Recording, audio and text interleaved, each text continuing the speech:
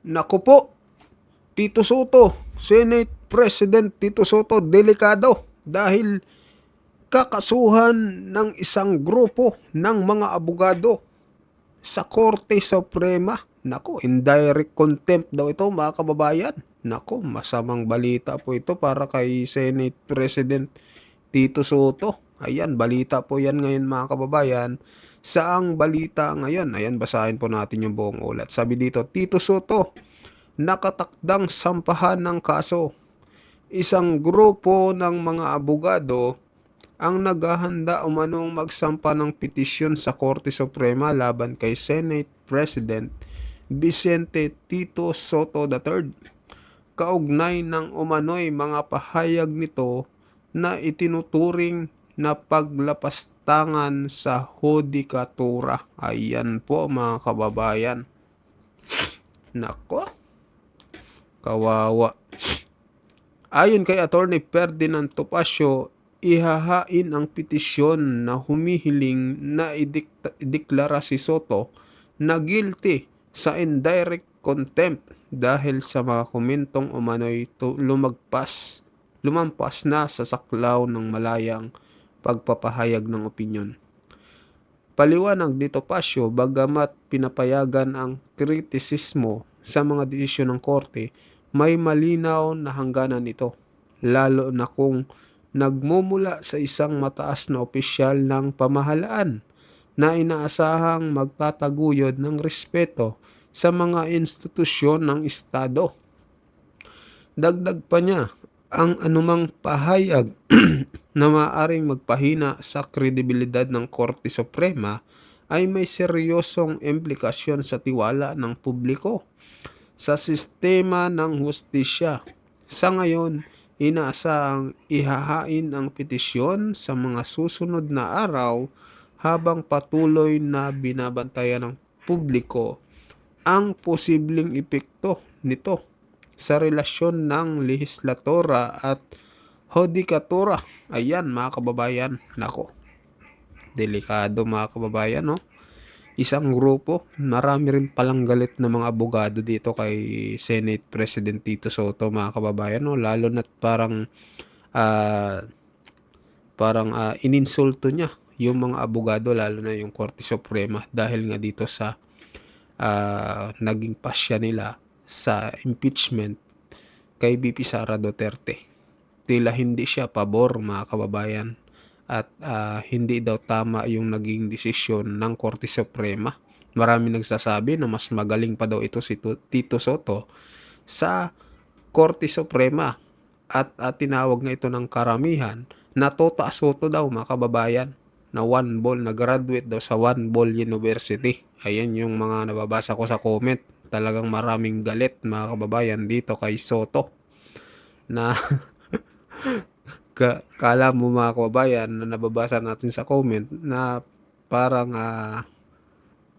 gusto nilang sampalin si Senate President Tito Soto. Grabe naman kayo mga kababayan.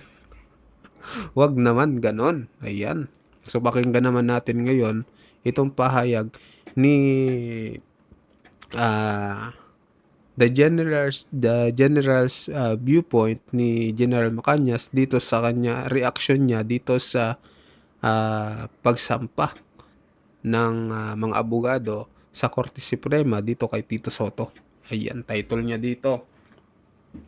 Miri Sigaba, Tito Soto, sasampahan ng kaso sa Korte Suprema. Ito, pakinggan nyo po. Bigyan natin ng reaction, opinion itong post, ang balita ngayon. 11 minutes ago. Press ko pa. Tito Soto nakatakdang sampahan ng kaso. Miri Sigaba. Isang grupo ng mga abogado ang naghahanda umanong magsampa ng petisyon sa Korte Suprema laban kay Senate President Vicente Soto III kaugnay ng umano'y mga pahayag nito na itinuturing na paglapastangan sa hudikatura. Ayon kay Attorney Ferdinand Topacio, ihahain ang petisyon na humihiling na ideklara si Soto na guilty sa indirect contempt dahil sa mga komentong umano'y lumampas na sa saklaw ng malayang pagpapahayag ng opinyon. Pahayag ni Topacio, bagamat pinapayagan ang kritisismo sa mga desisyon ng korte, may malinaw na hangganan ito, lalo na kung nagmumula sa isang mataas na opisyal ng pamahalaan na inaasahang magtataguyod ng respeto sa mga institusyon ng Estado. Dagdag pa niya, ang anumang pahayag na maaring magpahina sa kredibilidad ng Korte Suprema ay may seryosong implikasyon sa tiwala ng publiko sa sistema ng hustisya.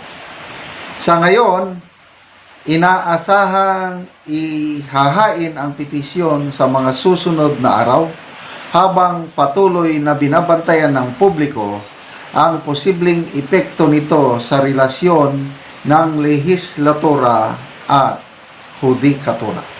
Wow! Ito na.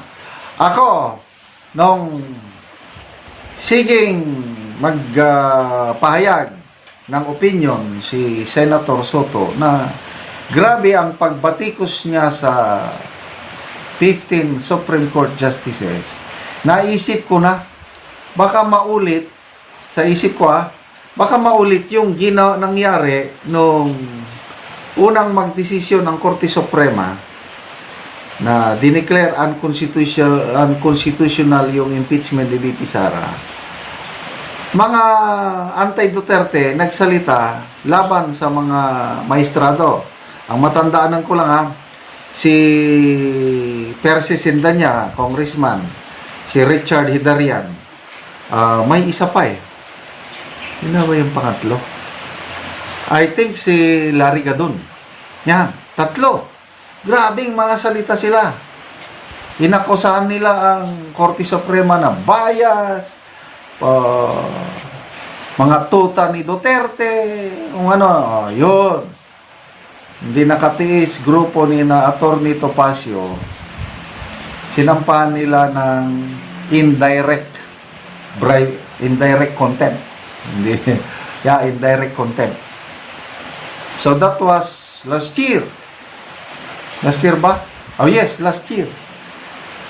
So ano na kayang nangyari? Anyway, it will take time bago mag-aksyon ang Korte Suprema. Basta, nandyan na yung kaso. So, yung aking nakita ang mangyayari na dahil ako rin, parang, opinion ko lang ito, parang sumusobra na itong Senate President na hindi siya tumigil-tigil magsalita laban sa mga maestrado ng Korte Suprema na talagang mawawalan, mababawasan ang pagrespeto ng taong bayan sa mga institusyon. Kasi nga, dahil Senate President siya, influential. May mga tao ring maniniwala kay Soto. So, yung mga taong maniniwala kay Soto, ay ang pagtingin ng mga taong iyong naniwala kay Soto is mababa na ang pagtingin nila sa mga maestrado sa Korte Suprema. Believe ako, dito kay Senator Lacson, kahit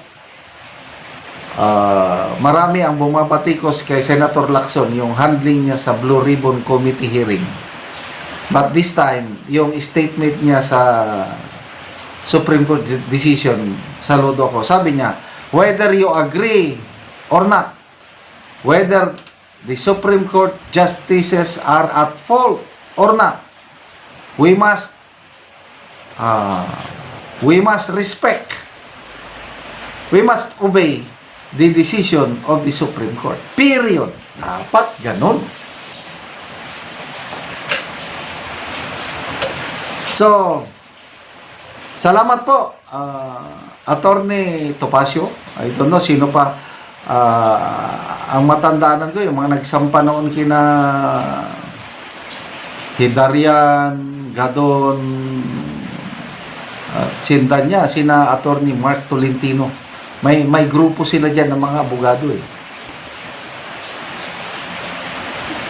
Ano kayang reaksyon ni Senator Soto dito? Sabi niya siguro, oh, bring it on.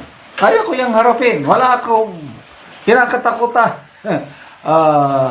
Alam ko ang sinasabi ko. Hindi ako abogado, but alam ko ang batas. Ay, nako. So, mula hulo hanggang apari, it bulaga. Well, speaking of Senate, mga na-monitor kong development kanina sa Senado, nagkaroon na naman ng hearing yung Blue Ribbon Committee hearing. Kailan wala na yung flood control, parang stop na. Safety na sina Romualdez at iba pa. Kasi iba na ang focus ng investigation kanina sa BIR na, yung parang abuse of power o authority, yung mga kapalpakan sa BIR. And that's good. Kasi yan naman ang trabaho ng Blue Ribbon, na dapat wala kang pinoproteksyonan dyan. Kung may katiwalian, imbestigahan mo. Sana naman tuloy-tuloy na itong ganitong ginagawa ng Blue Ribbon, dahil yan ang inaasahan ng taong bayan para masiwata, hindi magpatuloy ang kalokohan na nangyayari sa gobyerno. Salamat mga kaibigan sa inyong pagsubaybay sa ating channel. Nakakatulong kayo ng malaki sa tribong talandig ng Bukidnon, dahil ang income natin sa channel na ito is pantulong